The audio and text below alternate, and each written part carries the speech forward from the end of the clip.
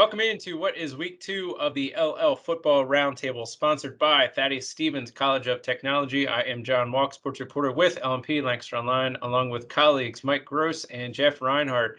Gentlemen, how you doing? Do you have your rowboats out front of your house just in case? Just in case. Yeah. Play it safe. Boy, 2 weeks in, and we had rain both weeks. Lightning and thunderstorms last week and a hurricane this week. Wow. Right. And then there was like 6 weeks of no rain at all leading into start of football practice, and then it hasn't stopped ever since. But hopefully everybody's staying dry out there. Yeah, we're already 1 week into the books. It was a crazy week 1. We'll probably touch on that as we kind of go about our picks here for week 2. We're going to start things off as we do with interviews out at a practice, and then we'll come back and we'll make our week 2 picks, predictions, kind of give a breakdown, a handful of games. With that in mind, Jeff, you're out at Columbia on Tuesday. Tell us about it. Correct, sir.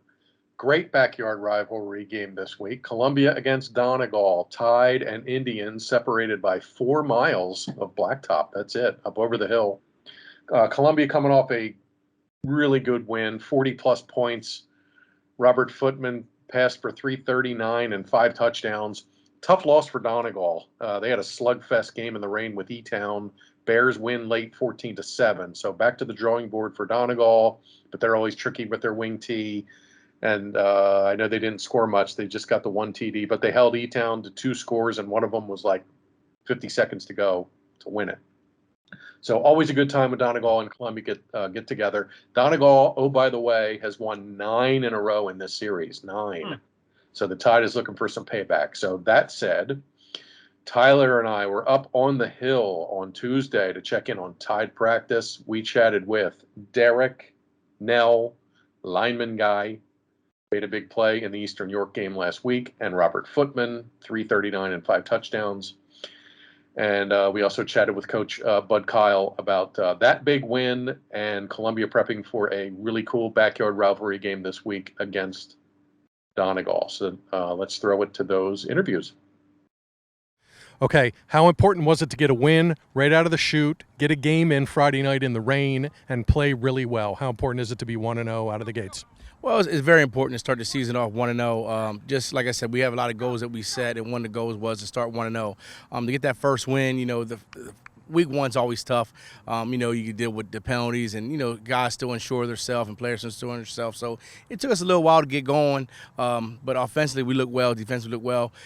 We had a lot of drop balls, still some assignments that we still got to take care of. But overall, I was pleased with how they performed. It was real big to get the win over the bridge. We were looking forward to it. We got it, and it's just keeping the momentum now. What went right for you in week 1? Obviously, your passing attack. Robert went up top a ton, 5 touchdowns and 340 yards. He was great. But what else did you like about the way you played in week 1? I'd say our offensive line and our defensive line. We got some real good guys out there, real good seniors stepped up, just filled in for Rob. All right, you lost some unbelievable receivers, like all-star kids, and we were all kind of wondering, okay, who's Footman going to throw to this year? Right. And here's all these new guys, right. Boone and Poindexter, and, they all played great.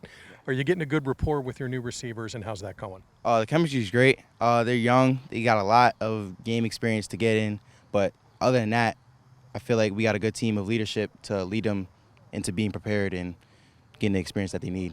Okay, let's talk Donegal, which is 4 miles that way. You know what you're getting. They're bringing the wing tee. I know they have a new look, kind of a quarterback kid, but talk about a week leading up to the Donegal game. What are you prepping for? I'm sure you're looking at film of wing tee and going over wrapping and tackling, but what's it like prepping for Donegal? Well, they're always going to be well coached. Coach does a great job over there, making sure the guys are prepared, and even though you know what's going on, it's still hard to stop. He has you guessing, but we're making sure that we're following our keys. Our keys this week's going to be important in tackling. If we can stay with our assignments and tackle, I think we'll be fine. All right, we're back. Thanks for stopping out there at Columbia. And since we're, just coming back from being up on the hill, let's start with that game. Let's break it down. Columbia 1-0 at Donegal. 0-1 this coming Friday. As you said, Columbia coming off that 46-25 win over Eastern New York. Donegal coming off a 14-7 loss to E-Town in week 1. Robert Footman had the big game quarterback last week, and Donegal I was kind of a bit surprised by, just because they have a lot of returning pieces coming into this year, and E-Town kind of had a lot of question marks all over the board, and then Donegal just kind of seemed to struggle offensively, especially in the I should probably say run and pass game. So they have a lot of pieces that they're still kind of working through. What do we make of this one? I think I think that this is a a close matchup. It's the knee jerk thing might be pick Columbia. I think that I think that over the years, one of the things I've noticed is that teams that rely on speed and chase the ball kind of teams have a lot of trouble with the wing T. And of course Donegal is a wing T team. I'm going to pick Donegal here because I really like this quarterback. Footman is a remember from football and basketball, a big solid kid. I mean, he's not huge, but he can really play. He can really throw it. I like that dude. So I'm going slightly with the Tide. I think this is a close game. Yeah, really impressed with these wideouts at Columbia, and just poking around Tuesday at practice. Coach Kyle was ripping through all these pass plays, and they have a lot of guys that can run and get in space. Jaden Boone, Dominic Diaz-Ellis, Artie Poindexter, sophomore, deep threat kid, Javon Calazzo, who will be making his season debut against Donegal. He missed the game last week with an injury. I mean, weapons galore. Yeah, and I did the season preview story on Columbia, and I know coming into this year, their biggest question mark was at wide receiver because their top 3 or 4 pass catchers had graduated. It's like, okay, we got Footman back, but do we have guys who could stretch the field? And Coach Kyle said, yeah, we do. Watch out. And hey, they proved it last week. So I think we're all going Columbia here on Friday, correct? Yeah, I'm going to go Tide. I think they have too much offense. Mike mentioned Donegal's wing T. Columbia's going to have to play some D here, but I think when push comes to shove, I think Columbia can just outscore them. Yeah. All right. Let's go to a couple big schools here, 6A and 5A anyway. Hempfield, 1-0, going to Manheim Central, 1-0. Both are coming off big-time wins. Central's might be a little bit more impressive there. 35-7 win over Cumberland Valley in week 1. Hempfield played Dallastown, won that 28-21. And I would think this is probably a matchup of 2 of the best quarterbacks in the league. Hempfield with QB Cam Harbaugh, Manheim Central, and Judd Novak. Yeah, no doubt. Huge numbers for both guys last week. Harbaugh, 195 passing yards and a touchdown, 99 rushing yards, 2 touchdowns. Yeah, he's a big physical runner. He really is. He is a Hempfield quarterback. He's a trigger man kid who can run and throw, sit in the pocket, and when he gets flushed, he can hit people and get yards. Novak, I went to the Cumberland Valley game Saturday morning. I had to go to that. Novak was unbelievable. I did. Cumberland Valley and Manheim Central in the same stadium. Yeah. I wasn't missing that. Novak was like 25 for 31 for 310 with 4 touchdowns. And he was incredible. Central looked great. This was not your big brother's Cumberland Valley team, I know. But Central played awesome. 6 sacks. They were in the backfield the whole day. 9 receivers caught balls. 9 receivers caught balls. Central looked really good. I'm going to go Barons here. They're at home and they can really move the ball. If you looked at our coverage of that game in the box score and everything, you could see that Central dominated Cumberland Valley as completely in every aspect of the game as in the final score. They really physically dominated that game.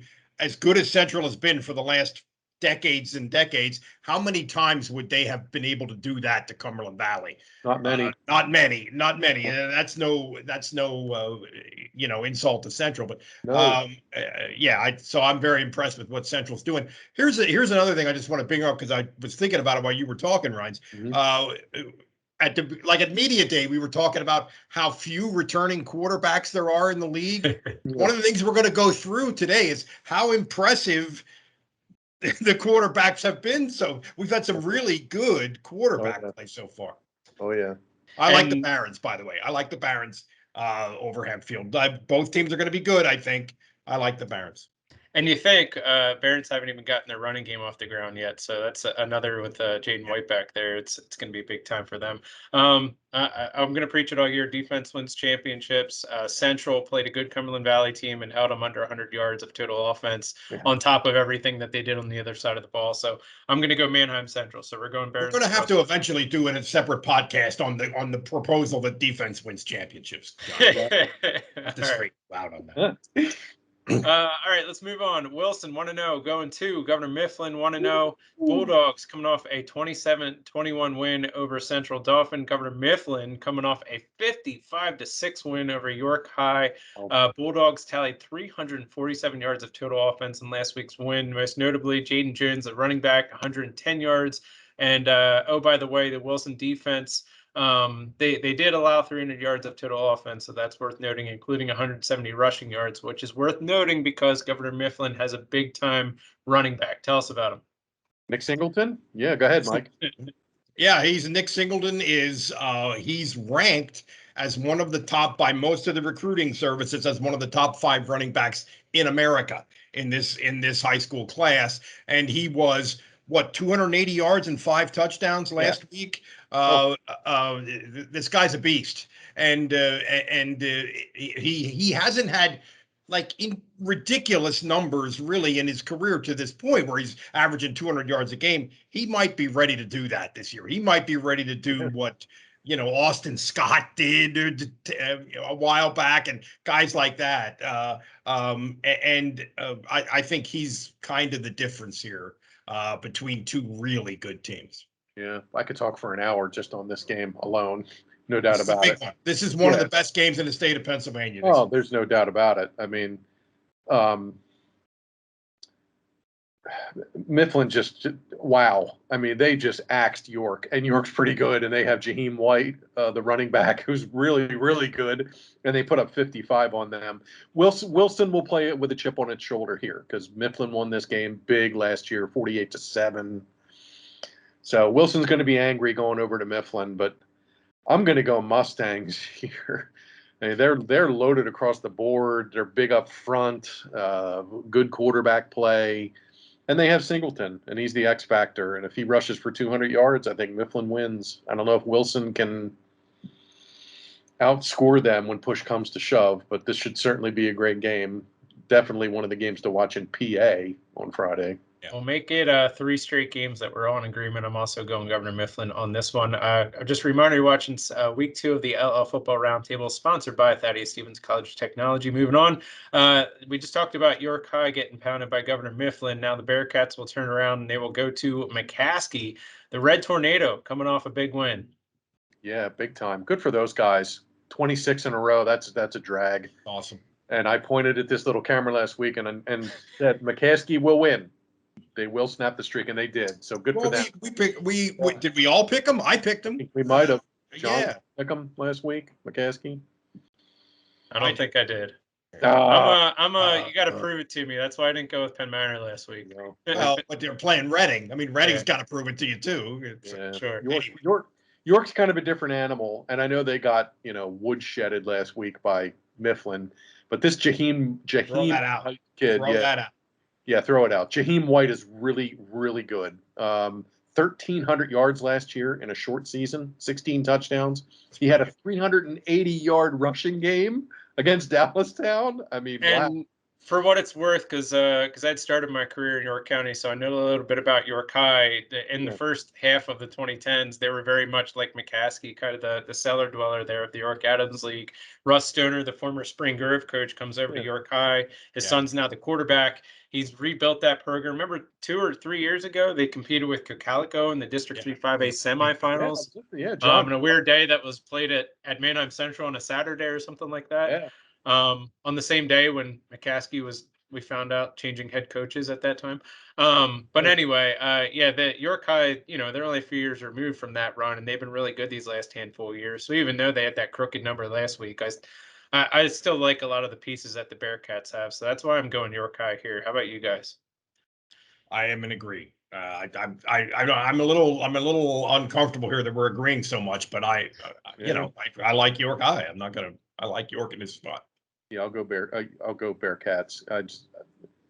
Great for McCaskey. Great start. There should be unbelievable vibes flowing over there, and that's great. But York's kind of a different animal. So I'll For go. them to have the coaching change they did when they did, Yeah, and come out and win, even though they it's a guy on the staff who the kids all know is the new guy. That's still pretty impressive. That's nice. absolutely. I'm glad they got that monkey off their back, because that's tough to lug around for a couple years.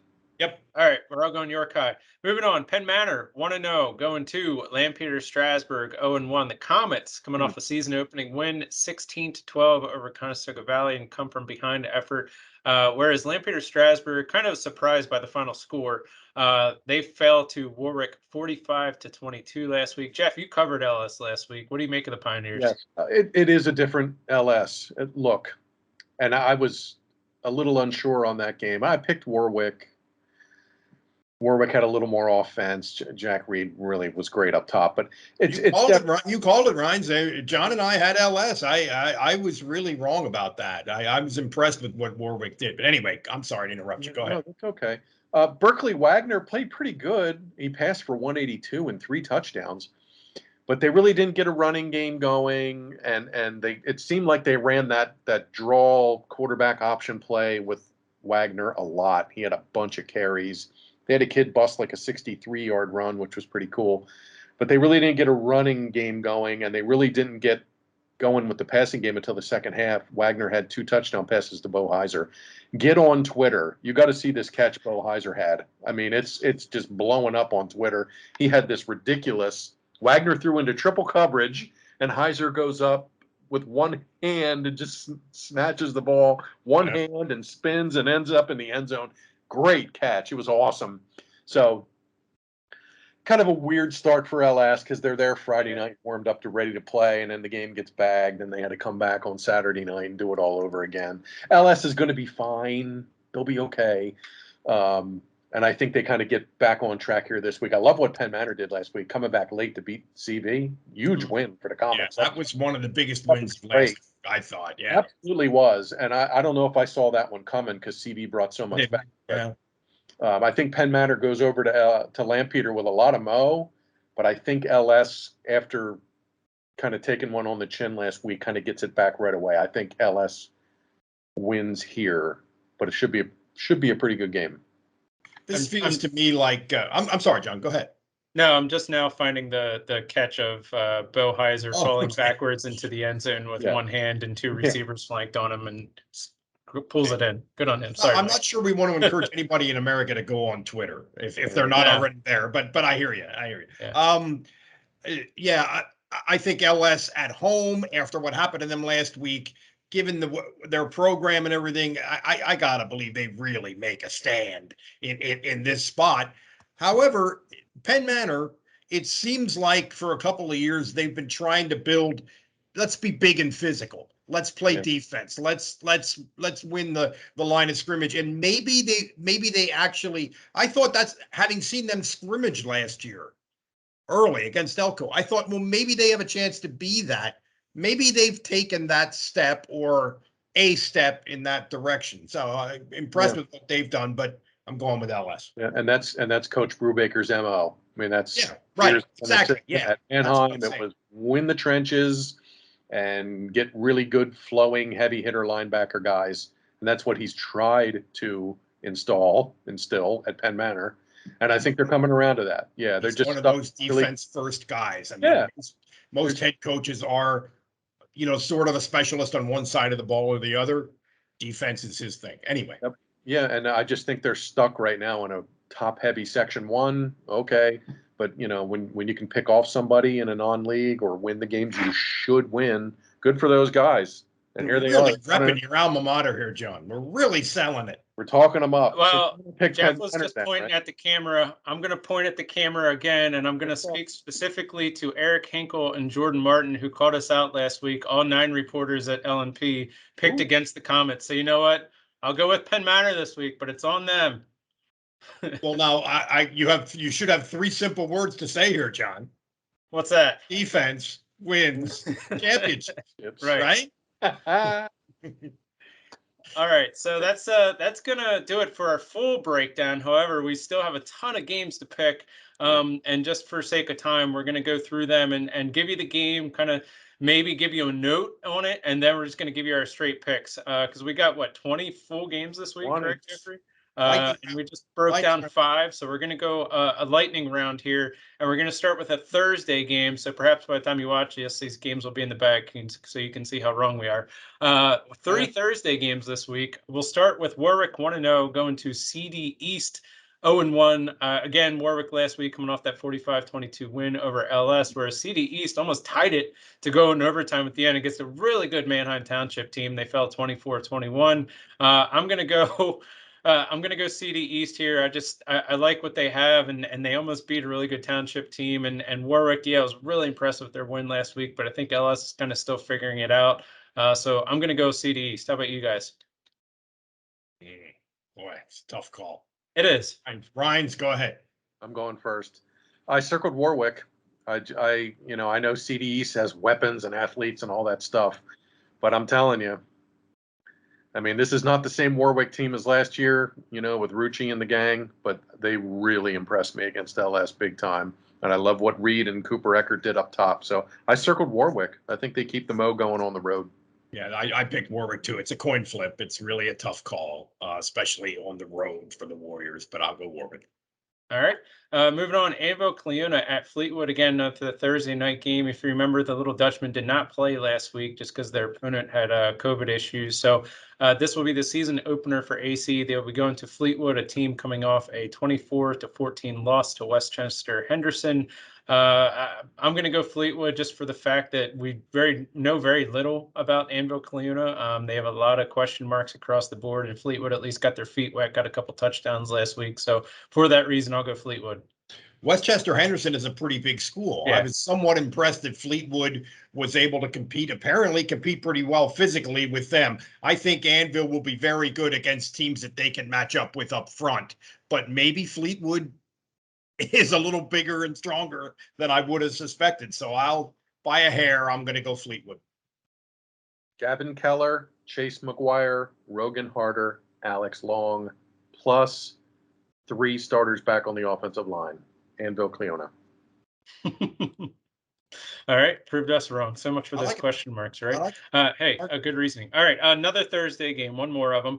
Cocalico 1-0 going to Cedar Cliff 1-0. The Eagles coming off a big time 36-21 season opening win over a good Conrad Weiser team. Cedar Cliff coming off a 56-35 win over Red Lion. And if you guys remember, 2 years ago, they met in the 2019 District 3 5A championship game. They have not met since then. Obviously, a lot of new faces. What do we make of this one? Tough call. I think the fact that Cedar Cliff gave up some points to Red Lion kind of makes me think that Cocalico will be hard for them to defend. This is another one of these tough ones. You're right, Ryan. It's a lot of tough ones this week. Yeah. I'm going to go Cocalico. Cliff's quarterback last week, Ethan Dorrell, 13 for 15. That's pretty good. 254, 3 touchdowns. Man. So Calico's going to have to play some D, but they D'd up that really good quarterback for Conrad Weiser last week.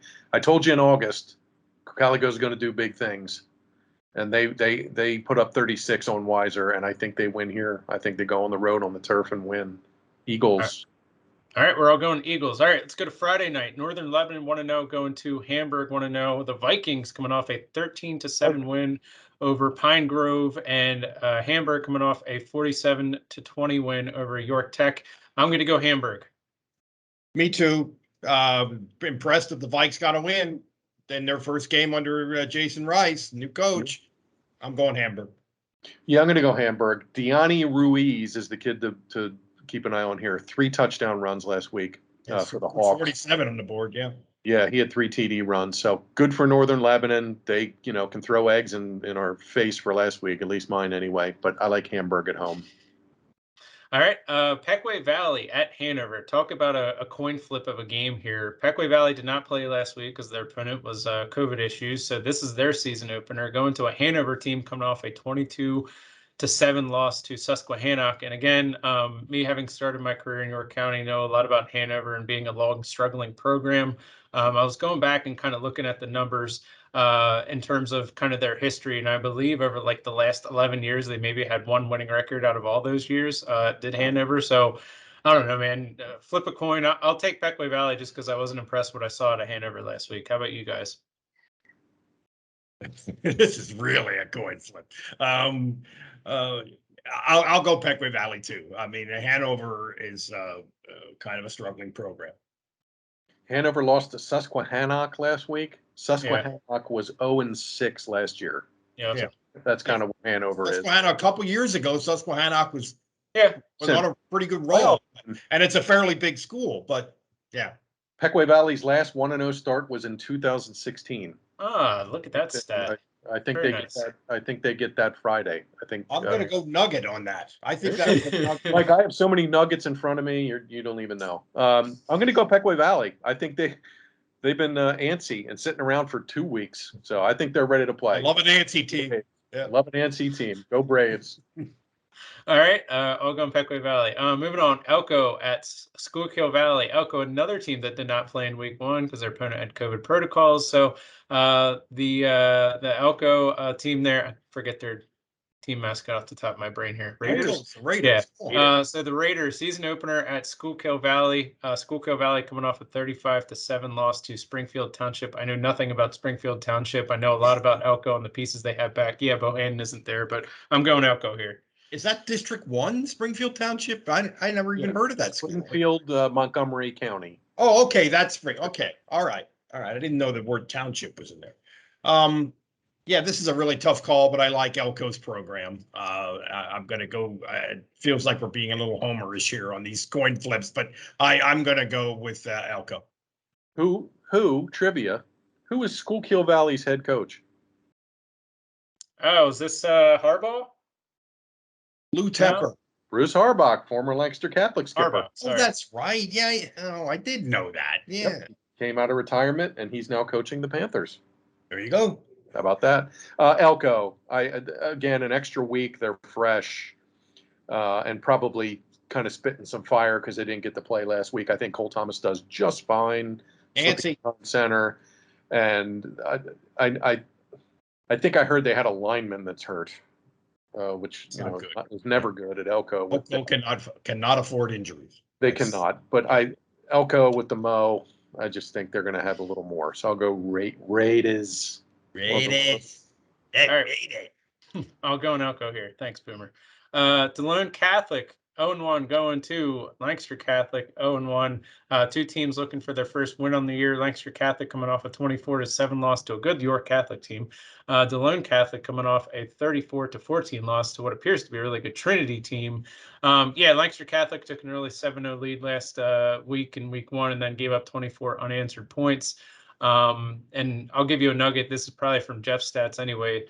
Crusaders punter Daniel Mueller, just because I'm a specialist guy, averaged 42 yards a punt, including a 75-yard effort that was eliminated by a roughing the kicker penalty. So good job on him. I didn't pick Lancaster Catholic last week, but I like that they, at least were in the game for most of it, and they have a lot of good returning parts. I think they get in the win column this week. What do you guys make of this? Well, I'm going away from that a little bit. I like DeLone slightly. This is one of many, many tough calls this week, and I think Lancaster Catholic is going to be better. I like DeLone slightly. How's this for an opening schedule? Catholic had to open against York Catholic, which was in the 2A final last year, and now they get DeLone Catholic, which was in the 1A district final last year. Yeah. That's kind of brutal. And I know Catholic's waiting on Mason McClare to come back. They're a really good wide receiver, and they're going to need him. DeLone, Squires.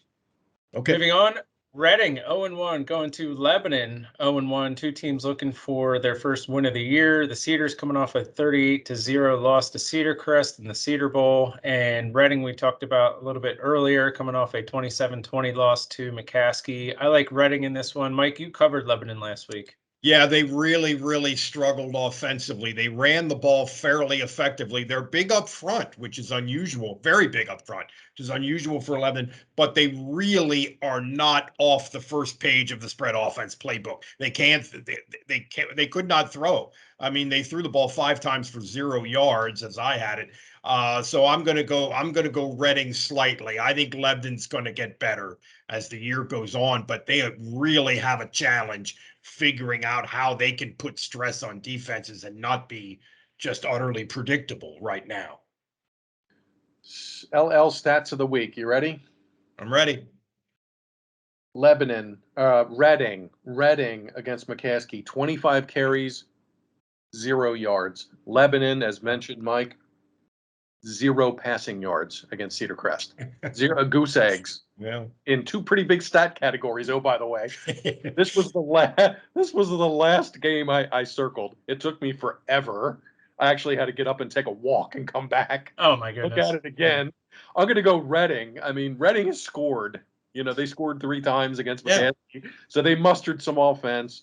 I think Lebanon will figure it out. I'm still not so sure what's going on there, but I'll go Red Knights here on the road on the grass. I still think Reading will find a way in the oddest matchup of the week.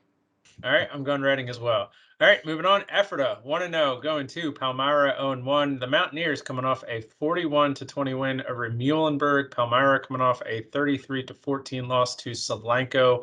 I'm going Ephrata here. Yeah, me too. Effort is pretty good. Let's be honest. And they've got some weapons. They're pretty good. I don't see any reason to go against them here. No LNP jinx in the week 1 feature with Andre Weidman.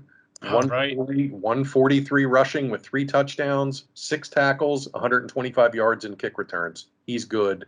I think the Mounts are kind of legit here. I really do. I know they have Warwick next week, so they can't get caught looking ahead, but I think Ephrata goes on the road and wins.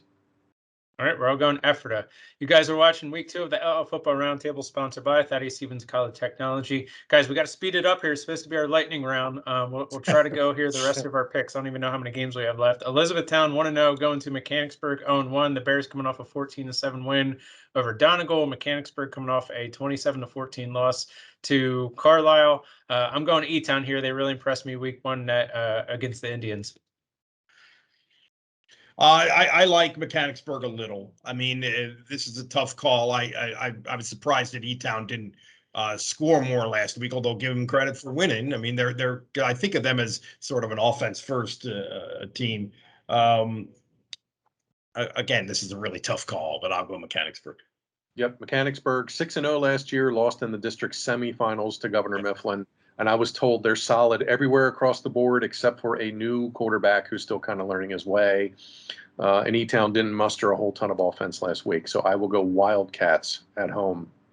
All right, Solanco 1-0 going to Kennerdale 0-1. As we just mentioned a little bit ago, the Golden Mules coming off a 33-14 win over Palmyra, and Kennerdale coming off a 18-16 loss to Octorara. Really like the Mules and what they got going in the running game against Palmyra last week, and for that reason, going Solanco. Yeah, me too. Solanco's physical. They're tough. You know, I like Solanco. Yep, I'll go Mules. Kennerdale could not hold a halftime lead against Octorara, which came back and won riveting fashion. But I like Solanco even on the road here. Just too much up front in the trenches. All right, here's an interesting game. Garden Spot 0-1 going to Conestoga Valley 0-1. 2 teams in search of their first win on the year. Garden Spot coming off a 27-24 loss in overtime to Twin Valley. And Conestoga Valley was leading in the second half and then fell to Penn Manor 16-12. So 2 tightly contested games that were lost by both of these teams. And I kind of breaking down both of those games, I think Spot kind of proved to me that they might have more of the metal, at least in week 1 over CV. If you had asked me a week ago to pick this game, I probably went CV, but this week I'm going Spartans. I like CV's skilled kids, and I don't think that they are going to be overmatched up front. So I'm going to go slightly CV. This is for the umpteenth time. This is a really tough call. Exactly. Week 2 is brutal. Garden Spot kicker Walker Martin kicked 5 field goals last Bravo. week. Oh, Tied the PIAA single game record. That's pretty awesome. Boots of 35, 47, 32, 46, and 33 yards, and the 33-yarder was in overtime. How about that? Both of these teams Nice. yeah, that's it. That's awesome. I'm actually leaning towards going down to Garden Spot next week and chatting with that young man, because that's just you set a PIAA record. That's pretty awesome. I'm going to go CV. I like the Bucks at home, and and they're going to click. I just like their offense a little bit more. Like Mike said, I think they're going to come around. Great game, toss up, but I'm going to go Bucks. All right. Gettysburg 1-0 going to Cedar Crest 1-0. The Falcons coming off that 38-0 win over Lebanon in the Cedar Bowl. Gettysburg coming off a 34-13 win over Northeastern. Mike, you covered Cedar Crest last week. What do we make of the Falcons? I thought their junior quarterback, Jay Huber, making his first start was really good. Hardly made any mistakes at all. In fact, Cedar Crest, in terms of their execution, was really good. No, very minimal mistakes, no turnovers. They were very good. If they can hold up front, they're going to be able to compete with the people that's a big issue for them against a lot of the people they play. Gettysburg's pretty good. This is another tough one. I'm going to go Gettysburg slightly. Ooh, Gettysburg can really run the ball. Yeah, they can really run the ball. That's They had right. a kid go for 140 last week and a kid go for like 98. So Crest is going to have to defend. Richards, Zerby, McLaughlin all played great last week for Cedar Crest. Watch out for those guys. They have some players. Cedar Crest has some players, no doubt. Yeah, and Crest is a team, when they get some mo, they ride it. So I'm going to ride them again. I'll go Falcons over Gettysburg. Falcons, all right. I'll pick them at home. All right, I'm going Cedar Crest as well. Manheim Township 1-0 going to Dallastown 0-1. Mentioned a bit earlier, the Blue Streaks coming off a 24-21 win over CD East in what was a really riveting game. Penn State recruit Anthony Ivy, 99-yard kickoff return, including a few receptions as well. And Matt O'Gorman, I believe, hit the game-winning field goal. Correct, Jeffrey? Correct. And Dallastown coming off the 28-21 loss to Hempfield. I'm going Township. Yeah, me too. Township, love the program. Yep, I'll go Township here. I think Anthony Ivy has a bust-out reception game here, like a 6 for 205 with 3 touchdown night. All right, we got one more game, and it's on a Saturday. Octorara 1-0 going to York Tech 0-1. The Braves coming off an 18-16 win over Kennerdale, and York Tech coming off a 47-20 loss to Hamburg. York Tech is a long struggling program. I like Octorara. I believe they had a winning record last year. A lot of good returning pieces. And Trainer, I think, is going to have a big one in this game. I'll go Octorara. Yeah, maybe York Tech is a little better than usual, and it is a big school. I mean, they competed a little bit last. I don't know. I'm going to go with Octorara. Yeah, Octorara is a little bit of a program on the rise, I think. Mike Trainer is your week 2 feature. Thank you, John, for dropping his name. Take a look for that Thursday's paper. Cool kid, really, really neat kid. High strung, tough cookie kind of kid. He's fun. Look for that. York Tech is 1-29 in its last 30 games. I'll take Octorara. All right. This has been week 2 of the LL Football Roundtable, sponsored by Thaddeus Stevens College Technology. This is usually the point of the show where we say, what are we covering on Friday? But Mike will be just getting off a plane in Wisconsin somewhere. That's correct. I'm not working this Friday because I'm technically supposed to be on paternity leave. So pulling some double duty to help you guys out this week here, which I don't mind. I love talking ball. And Jeff, where are you going on Friday? Well, I'm taking one for the squad. I'm having a 3-game week. Thursday night, I'm doing Warwick at CD East. See you at Landis Field in Harrisburg. Friday night, I'll be in Mannheim for Barron's Hempfield. That'll be fun. Saturday, I'm going to make the trip to York to do York Tech against Octorara. 11 a.m. kick in York. So, yeah, I'll be kind of busy. Stay tuned. Any last parting words from either of you gentlemen? Any big games, big notes that we haven't gone over yet that we should anticipate this weekend? Any nuggets? Sorry, cut you off guard. Well, I know Ryan has nuggets. We could do nuggets. All right. Well, I'll say this. Check out all of LMP's football coverage in Saturday's paper. Check the box scores in Sunday's paper, or just go to the football page at Lancaster Online, and we'll have all you guys covered there with the scoreboard Friday, and hopefully in-depth breakdowns on the majority of these 20 games. Here we go, week 2. For Jeff Reinhardt, Mike Russo, I'm John Walk. This has been week 2 of the LL Football Roundtable, sponsored by Thaddeus Stevens College of Technology. Thank you for watching. We'll catch you next week.